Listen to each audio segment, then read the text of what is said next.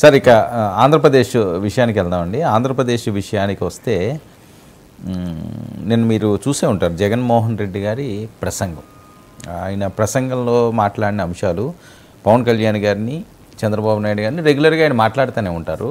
కానీ సభల్లో ఈరోజు ఒక అంశం మీద, ఉద్దానం అనే అంశం మీద, సూపర్ స్పెషాలిటీ హాస్పిటల్ అన్నది ఒక మంచి కార్యక్రమం. దశాబ్దాల నుంచి పాపం అక్కడ ఎంతోమంది ప్రాణాలు కోల్పోయారు, ఎంతోమంది అనారోగ్యం పాలయ్యారు. ఆ మంచి కార్యక్రమాల్లో ఈయన మాట్లాడిన అంశాల మీద సర్వత్రా విమర్శలు వస్తున్న పరిస్థితి. మీరు ఇక్కడ ఉన్నారు, లేకపోతే బర్రెలకతోటి పవన్ కళ్యాణ్ గారిని పోల్చడం, ఒక సీఎం స్థాయి వ్యక్తి ఈ రకంగా మాట్లాడడం అన్నది ఒక సభలో,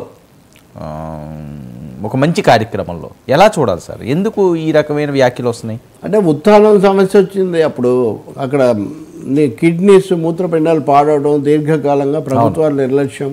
అఫ్కోర్స్ పవన్ కళ్యాణ్ దాని మీద ఫోకస్ పెట్టారు. దాని మీద రాష్ట్రం అంతా 2019కి ముందు. అప్పుడు ఈ కొత్త ప్రభుత్వం వచ్చాక సరే వీళ్ళు నీళ్ళల్లో ఉందనేది తెలుసుకున్నాం అంటున్నారు. ఆ తర్వాత ఒక కిడ్నీ రీసెర్చ్ సెంటర్ పెట్టారు, అవి ఓపెన్ చేశారు. మంచిదే. అంటే 2019 ఎన్నికల నాటి అజెండా ఇప్పటికీ పూర్తి అయింది. దాదాపు ఈ ప్రభుత్వం అయిపోతున్న సమయంలో అది మంచిదే. దాన్ని ఆయన చెప్పారంటే వాళ్ళెవరికీ లేదు, చంద్రబాబు ఎప్పుడు చేయలేదు, దాన్ని నేను చేశానని చెప్పారు. ఓకే, ప్రభుత్వం చేసినప్పుడు చెప్పొచ్చు. జగన్ విషయంలో మనం గుర్తించాల్సింది ఏమంటే ఆయన రాజకీయ సభల కంటే కూడా ఈ ప్రభుత్వ కార్యక్రమాలు, ఈ బటన్ నొక్కే కార్యక్రమాలు, వీటినే ఆయన రాజకీయ సభలుగా కూడా వాడుతూ ఉంటారు. ఎప్పుడో ఒకసారి అంటే కాదు, క్రమంగా ఆయన ఒక సభ పెట్టారంటే అది పంపిణీ ఏదైనా, అది సీఎం గోరుముద్ద కార్యక్రమం అనండి, లేకపోతే అమ్మది ఇది అనండి, అమ్మఒడి అనండి, ఏదన్నా అక్కడ ఆయన ఒక డోస్, ఒక టెంప్లెట్ ఉంది ఆయన దగ్గర. ఫస్ట్ తన ప్రభుత్వం పథకాలు అయిన తర్వాత ఆ టెంప్లెట్లో లాస్ట్ పార్ట్ తీస్తాడు. తన వ్యతిరేక శక్తులు, దుష్ట చతుష్టయము, ఇవన్నీ కూడా చెప్తూ ఉంటారు. కాదు, నిన్న టెంప్లెట్ కొంచెం మార్చారు. ఎలక్షన్ టెంప్లెట్ తీసుకొచ్చారు. ఇప్పుడు ఆ ఎలక్షన్ టెంప్లెట్లో వీళ్ళు నాన్ లోకల్స్ అని, వాస్తవంగా తెలంగాణ ఉద్యమంలోనో లేకపోతే మన సెటిలర్స్నో తెలంగాణలో ఈ భాష ఎక్కువగా ఉండేది. ఇప్పుడు హఠాత్తుగా ఉత్తరాంధ్రలో నాన్ లోకల్స్ అనేవి ఒకటి. రెండోది ఉత్తరాంధ్ర అభివృద్ధి వీళ్ళు ఏమాత్రం సహించరు, ఉత్తరాంధ్ర అభివృద్ధికి వీళ్ళు అడ్డుపడతారు. సైంధవులాగానే ఉత్తరాంధ్ర ఫోకస్, తర్వాత ఆంధ్ర ఫోకస్. అంటే ఇది యాదృచ్ఛికం కాదు వర్మ. ఈ వైసీపీ వాళ్ళు ఒక స్లోగన్ పెట్టారు చాలా రోజులుగా, అసలు వీళ్ళందరూ ఇక్కడికి విజిటర్స్ లాగా వస్తారు, క్యాంప్ ఆఫీస్ లాంటిది అంతే వీళ్ళు నిజంగా ఇక్కడ ఉండరు. వీళ్ళ ఇంట్రెస్ట్లన్నీ తెలంగాణలోనే ఉన్నాయి, ఎప్పుడు హైదరాబాద్. నిజానికి ఇది అనేక మంది మంత్రులకు కూడా వర్తిస్తుంది, ఏపీ మంత్రులకు. కాబట్టి జగన్మోహన్ రెడ్డి ఇక్కడ ఇల్లు కట్టుకొని ఇక్కడ ఉంటున్నాడు, వీళ్ళెవరు అప్పుడప్పుడు విజిటర్స్ లాగా వచ్చిపోతున్నారు. దాన్ని ఇంకా కొంచెం ఎక్స్ట్రీమ్కి తీసుకెళ్ళి వీళ్ళందరూ నాన్ లోకల్స్ ప్లస్ వీళ్ళ యాంటీ ఉత్తరాంధ్ర, యాంటీ వైజాగ్ అనే ఒక థీమ్ డెవలప్ చేయడం అనేది నిన్నటిది కేవలం ఒక అటాక్ కాదు, అది కొత్త థీమ్తో ఆయన అటాక్ చేయబోతున్నాడు. బహుశా అది రాబోయే ఎన్నికల వరకు ఇది జరుగుతుంది. ఇంకా ఎప్పుడు హైదరాబాద్లో ఉంటారు, తెలంగాణలో ఉంటారు. రెండోది, మీరు రేవంత్ ముఖ్యమంత్రి అవడం, దానికి చంద్రబాబు సహాయం చేశాడు, ఆశీస్సులు ఉన్నాయని చెప్పడం. కాబట్టి వీళ్ళు తెలంగాణ ఎన్నికల మీద వీళ్ళకి ఎక్కువ ఇంట్రెస్ట్, తెలంగాణ పరిణామాల మీద ఎక్కువ ఇంట్రెస్ట్, ఆంధ్రాని కేవలం ఒక అడ్డాగా మాత్రమే వీళ్ళు వాడుకుంటున్నారు అనే ఒక ప్రచారం బహుశా రాబోయే రోజుల్లో పెంచవచ్చు. మూడోది, కృష్ణా, గోదావరి, గుంటూరు, అంటే ఉభయ గోదావరిలో కృష్ణా, గుంటూరు ఈ జిల్లాల మీద ఈ రెండు శక్తుల మధ్య పోటీ తీవ్రంగా ఉంటుందని వాళ్ళు దాదాపు సిద్ధమైనారు. ఉభయ గోదావరి జిల్లాలో కృష్ణా, గుంటూరు మారాక ఇంకొంచెం పెరిగాయి అనుకోండి. కాబట్టి ఇప్పుడు వైసీపీ ఫోకస్ చేయగలిగింది, అక్కడ గట్టిగా కాపాడుకోగలిగింది రాయలసీమ, ఎక్స్టెండ్ అయితే ఉత్తరాంధ్రలో గతంలో తెలుగుదేశం ఒక మేరకు ఫలితాలు తెచ్చుకుంది, పూర్తిగా కాకపోయినా. కాబట్టి ఇప్పుడు ఉత్తరాంధ్రను ఛేదించాలి, ఈ జిల్లాలో సో కాపాడుకోవాలి. సో వైసీపీ జగన్ ఏం మాట్లాడినా మొత్తం ఈ డైరెక్షన్లో ఉండబోతుంది అనేది మనకు చాలా స్పష్టం. కానీ నిన్ననే విజృంభించేసి బర్రెలక్కను అక్కడి దాకా తీసుకొచ్చాడంటే జగన్ అభినందించాలి. మీద చేశారు, నడిచారు, అందరూ మెచ్చుకున్నారు, ఆ ఘట్టం అయిపోయింది. కానీ అది ఒక థీమ్ లాగా పవన్ను తక్కువ చేయడానికి బర్రెలక్కను పదే పదే తీసుకొని రావడం కూడా సరికాదు. ప్రతిదీ ఒక కాంటెక్స్ట్లో జరుగుతుంది. బట్ అయితే అటాక్ తీవ్రంగా ఉండబోతుంది. మనం అర్థం చేసుకోవాల్సింది ఏమంటే, చంద్రబాబు నాయుడు పవన్ కళ్యాణ్తో పొత్తు అనే దానికి అట్మోస్ట్ ఇంపార్టెన్స్ ఇస్తున్నారు. ఆ కాపుల ఓట్లు, ఆ కాంబినేషన్ మాత్రమే తమకు ఒక 70-80 సీట్లైనా తీసుకురాగలుగుతుందని ఆయన బలంగా నమ్ముతున్నాడు.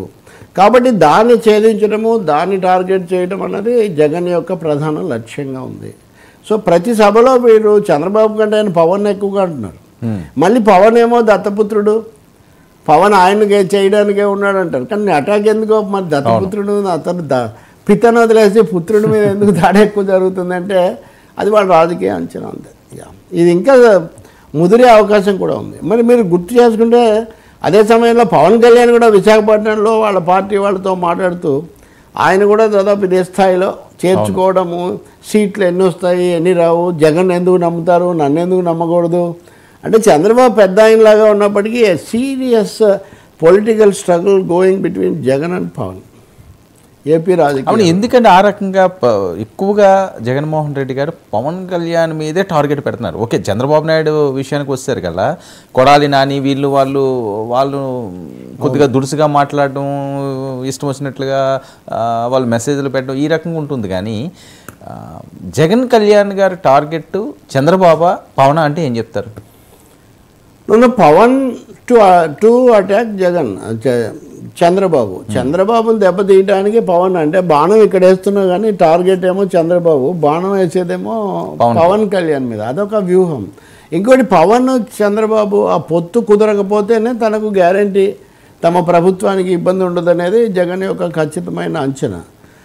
సోషల్ కాంబినేషన్ రీత్యా చూస్తే కనుక వీళ్ళిద్దరు కనుక కలిసి ఒక అవగాహనకు రాగలిగితే దానికి ఉన్న సమస్యలు చాలా ఉన్నాయి, అది మనం మళ్ళీ చర్చించాలి. ఎందుకంటే పవన్ కళ్యాణ్ జనసేన పార్టీ దానికి క్రమశిక్షణ ఎంత ఉంది, తర్వాత కార్యకర్తలు యంత్రాంగం, అదే ఆయన ఉంటే పవర్ స్టార్ ఉంటే పవర్ అయినా ఆయనే, స్టార్ అయినా ఆయనే, ఇంకా మిగిలినదంతా కంటిన్యూషన్ మాత్రమే కదా. కాబట్టి అది జరుగుతుంది, కానీ అది జరగనీయకుండా చూడాలి. ఈ కాంబినేషను కృష్ణా గోదావరి జిల్లాలో చాలా మండలంలో ఆ ప్రాంతంలో చాలా ప్రభావం చూపిస్తుంది. దాన్ని మనం బ్రేక్ చేయాలి అన్నదే ఏకైక లక్ష్యంగా జరుగుతుంది.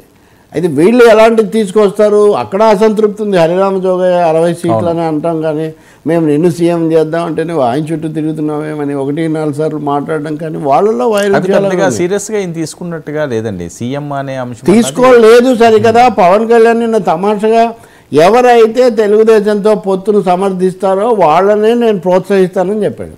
ఇది చాలా విచిత్రమైన ప్రకటన. వాళ్ళ పార్టీ గురించి వాళ్ళు చెప్తారు, కానీ తెలుగుదేశంతో పొత్తును బలపరిచే వాళ్ళనే నేను ముందుకు తీసుకొస్తాను, ప్రోత్సహిస్తాను అనే స్టేట్మెంట్ లాంటిది కూడా ఆయన ఇచ్చారు. అంటే అది unquestionable as far as Pawan and Janasena are concern. Alliance with TDP is most important for his own survival. అసెంబ్లీలో ప్రవేశించాలి, జనసేన కనిపించాలి అంటే తెలుగుదేశంతో వెళ్ళాలి, మనం అధికారంలోకి రావాలంటే జనసేనతో వెళ్ళాలి. సో ఇద్దరి అవసరాలు వాళ్ళని బంధిస్తున్నాయి. జగన్ అవసరమేమో వాళ్ళతో సంఘర్షణకు నెడుతూ ఉంది. రాబోయే 3 నెలలు మనం ఆంధ్రప్రదేశ్లో వినే మాటలన్నీ ఈ ముగ్గురి మధ్య ఒక సంకుల సమరం, మాటల యుద్ధం, ఆరోపణల పర్వం, తిట్ల పురాణం, ఇంకా ఏముండదు. Take it from me. Sir, మరొక విషయం, ఇన్ఛార్జీలను మార్చిన అంశాల్లో ఏదో